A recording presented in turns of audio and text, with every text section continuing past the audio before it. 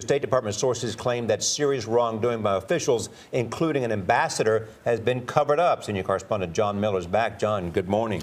Good morning, Charlie.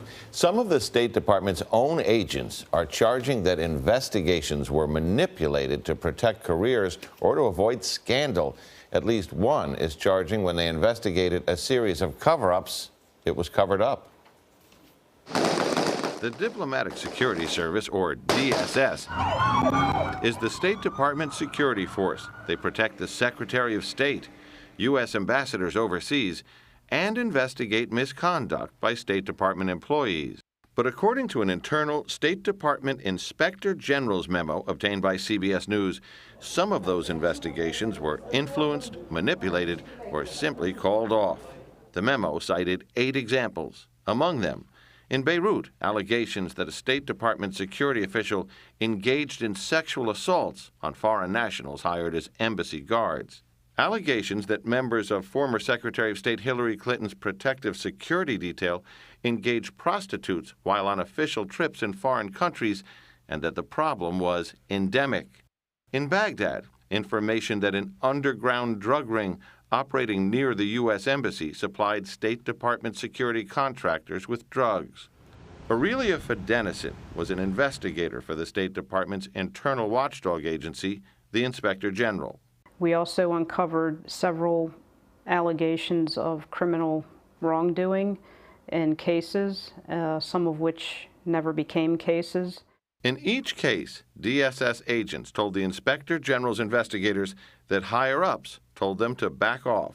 We were very upset. We expect to see influence, but the degree to which that influence existed and how high up it went was very disturbing. Perhaps the most striking instance where agents told the IG they were told to stop investigating was the case of a U.S. ambassador in a sensitive diplomatic post suspected of patronizing prostitutes in a public park. The State Department Inspector General's memorandum refers to the 2011 investigation into the ambassador who routinely ditched his protective security detail, investigators suspected to solicit sexual favors from prostitutes. Sources told CBS News the ambassador was called to a meeting in Washington with Patrick Kennedy, Undersecretary of State for Management, but was allowed to return to his post. You have a lot of what we refer to as hostile intelligence services in that city. I would be very surprised if some of those entities were not aware of the activities. So yes, it presents a serious risk to the United States government. A draft of the Inspector General's report on the performance of the Diplomatic Security Service obtained by CBS News stated, hindering such cases calls into question the integrity of the investigative process, can result in counterintelligence vulnerabilities, and can allow criminal behavior to continue. John Miller from CBS News.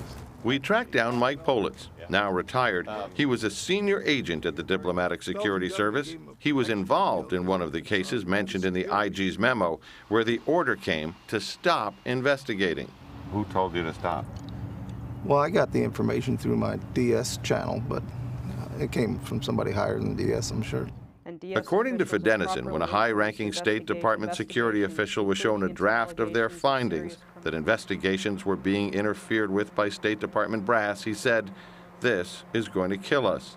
But in the final report, all references to specific cases had been removed. My heart really went out to the agents in that office because they really want to do the right thing. They want to investigate the cases fully, correctly, accurately, and they can't. Fidenison, who was a DSS agent for 26 years, was part of the IG's team that prepared the draft report and is now a whistleblower. She's had discussions about her concerns with Congress. 2 hours after CBS News made inquiries to the State Department about these charges, I'd like to talk to you, but if you could turn off the recording device. Investigators from the State Department's Inspector General showed up at her door. Ma'am, I can't discuss with you with the recording device. Okay. The agents were from the Office of the Inspector General. They may have been there to retrieve documents that Fidenison may have still had or to look into the case. In a statement to CBS News, the State Department said, quote, they will not comment about specific allegations of misconduct, internal investigations, or personnel matters, unquote. They added, not all allegations are substantiated. It goes without saying that the department does not condone interference with investigations by any of its employees. So what happened to the ambassador? Well, the ambassador is still the ambassador. In that case, he was read the riot act by one of the top State Department officials and told to knock it off.